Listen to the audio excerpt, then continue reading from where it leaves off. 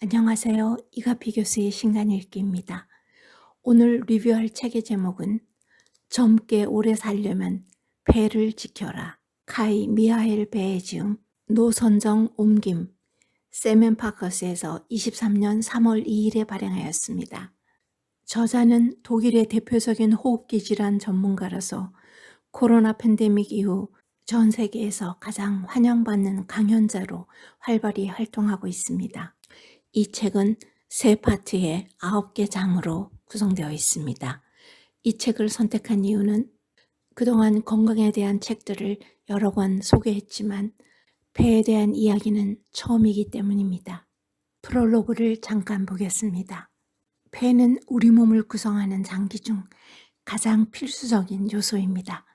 하지만 강하지 않습니다. 너무나 조용하고 너무나 보잘것없고 너무나 겸손합니다. 다른 주요 장기들과 경쟁조차 하지 못합니다. 하지만 아주 중요한 비밀이 숨어 있습니다.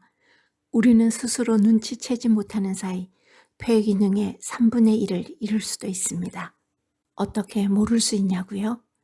쿡쿡 쑤시지도 않고 아프지도 않으며 부러지거나 찢어지지도 않으니까요.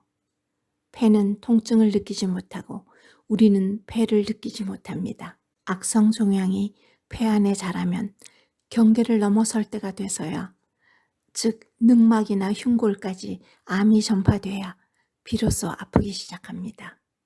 폐는 보호가 필요합니다. 너그러운 칭찬이 필요합니다. 감수의 글에도 나와 있듯이 이 책의 본문에는 호흡기에 대한 의학적 지식의 정수뿐 아니라 사람에 대한 따뜻한 인간애가 곳곳에 스며들어 있습니다. 저는 이 책을 읽고 나서 우리에게 가장 필요하다고 생각되는 3가지 정도의 이야기만 전달하겠습니다. 첫 번째는 전자담배와 미세먼지 이야기입니다.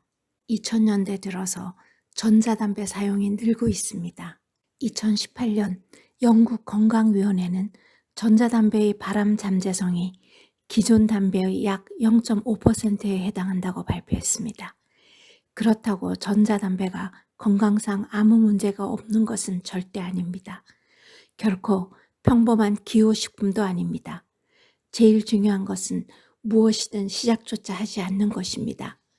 이렇듯 독일에서는 영국이나 미국과 달리 전자담배조차도 시작하지 말라고 권유합니다.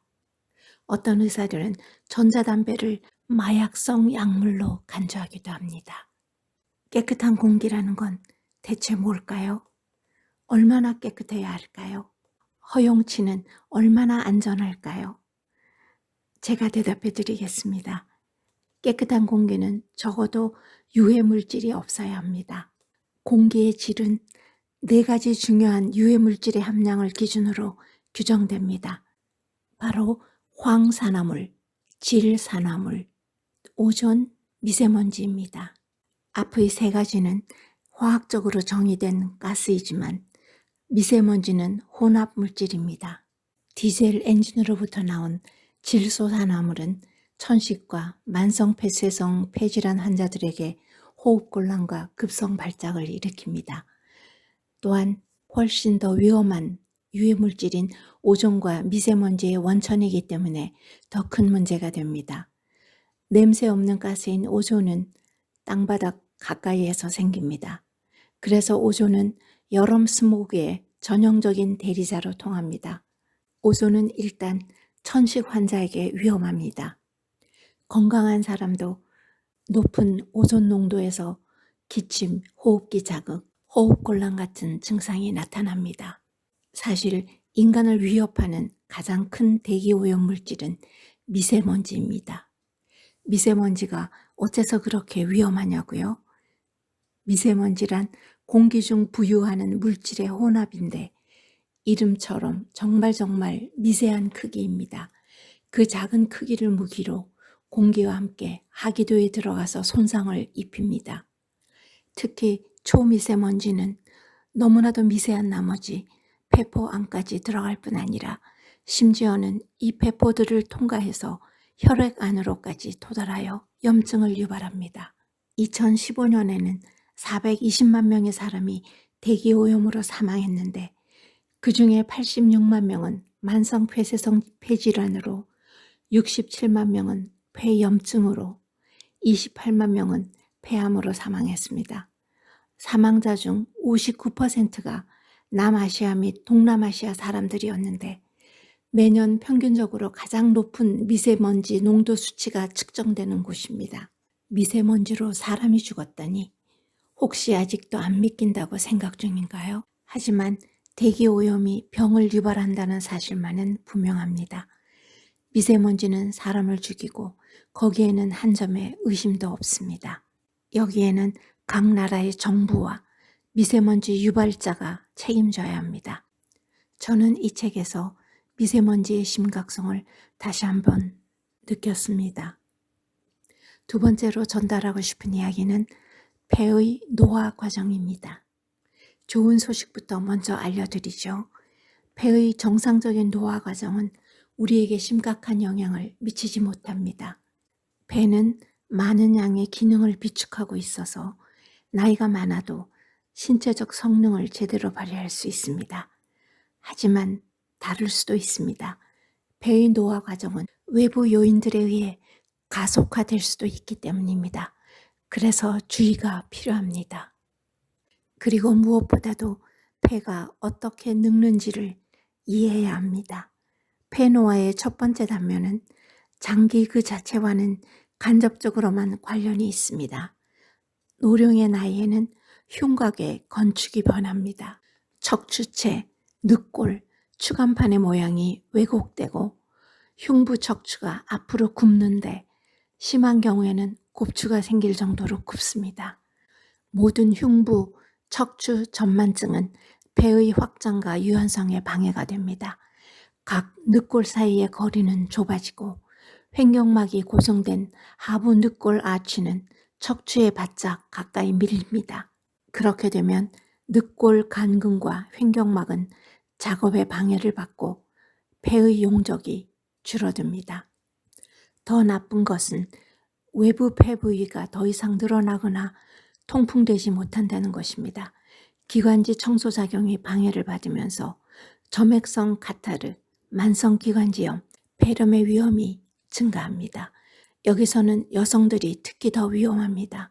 흉곽 변형의 원인은 골다공증일 때가 많은데 약 80%의 경우가 여성입니다. 폐 노화의 두 번째 단면은 점액 선모 청소기관 기능의 감소입니다. 이 기관지 청소부들의 꼼꼼함은 해가 지날수록 눈에 띄게 줄어듭니다. 75세가 되면 35세에 비해 절반 정도밖에 되지 않습니다. 이것은 노령기에 선모의 운동 빈도가 현저하게 줄어드는 데 기인합니다. 대부분의 노인은 흔히 물을 너무 적게 마시기도 하는데요. 그래서 기관지 점액이 더 뻑뻑하고 끈적거립니다. 이 점 역시 효과적인 청소를 저해하는 요인입니다. 아무쪼록 물을 많이 마시세요. 가장 가성비 좋은 보약입니다. 폐 노화의 세 번째 단면은 호흡 가능한 폐의 용적이 줄어드는 겁니다. 폐의 용적은 태어난 날부터 약 22세가 되기까지 자랍니다. 그 이후 폐 용적은 점점 줄어듭니다. 우리에게 주름살이 생기는 것과 똑같은 이유입니다. 폐의 결합 조직이 힘을 잃고 늘어져 탄력성을 잃습니다. 흡연만큼 세포의 노화를 촉진하는 것은 아무것도 없습니다. 그럼 마지막으로 건강한 폐를 위한 5가지 규칙을 말씀드릴게요. 1. 폐를 아끼는 방법. 생각보다 간단합니다. 여러분도 이미 알고 있을 거요. 담배만 안 피워도 절반은 성공입니다. 그리고 공기 좋은 곳에 가서 사세요. 그럴 수 없다면 가끔 산림욕이라도 즐기세요. 2. 기도에 휴식 시간을 주는 방법. 거기에는 충분한 영양 섭취와 규칙적인 운동, 호흡 연습이 속합니다. 특히 기관지의 가장 마지막 구석까지도 공기가 잘 통하도록 해주세요. 규칙적인 사우나도 도움이 됩니다. 사우나의 수증기는 순환계에 부담이 덜 되면서도 기분 좋은 체험이 될 수 있습니다. 3. 폐에 좋은 식품은 어떤 것이 있을까요? 식단 관리는 폐를 건강하게 유지하기 위한 가장 가성비 좋은 방법입니다. 폐는 무엇보다도 활성산소의 해독을 지원하고 면역세포의 면역 기능을 개선하는 영양분이 필요합니다. 그 중에서도 비타민, 무기질, 미량원소, 아미노산, 필수지방산, 중요한 2차적 식물 성분인 폴리페놀, 플라보노이드는 꼭 필요합니다. 그럼 건강한 폐를 위한 식품들을 알아볼까요? 뿌리 중에 강황, 생강, 마늘, 당근, 양파 등이 있고, 과일에는 딸기, 귤, 레몬, 바나나, 잎채소에는 케일, 시금치 등이 있고, 콩, 견과류, 허브, 고수나 바질, 지방, 생선, 아보카도. 사실 우리 몸에 좋은 음식들은 폐에도 다 좋은 음식이 되는 것 같습니다. 4. 폐를 느끼고 염증을 줄이는 방법은 하루에 1시간 이상 약간 강도가 있는 운동을 하는 것입니다. 운동은 하루에 1시간만 해도 염증을 줄이고 골다공증을 효과적으로 예방합니다. 5. 폐를 사랑하는 방법. 힘 빼고 깊게 호흡하세요. 호흡 훈련은 2가지 목적을 달성합니다. 자율신경계에 영향을 미쳐 스트레스를 줄이고 안정감을 가지는 데 도움이 되는데, 그와 동시에 호흡근 역시 강화된다는 것입니다. 우리는 일상에서 폐 용적의 아주 작은 부분만을 사용하고 있습니다. 그러니 호흡이 짧아지는 거죠. 현대인들은 할 일이 너무 많다 보니 숨쉬기는 전적으로 뇌간에 맡깁니다. 하지만 애석하게도 뇌간은 근본적으로 게으름뱅이여서 가까스로 운영될 정도로만 상태를 유지합니다. 이 과정에서 우리는 산소를 부족하게 공급받습니다. 그 결과 쉽게 피곤하고 매사에 무기력합니다.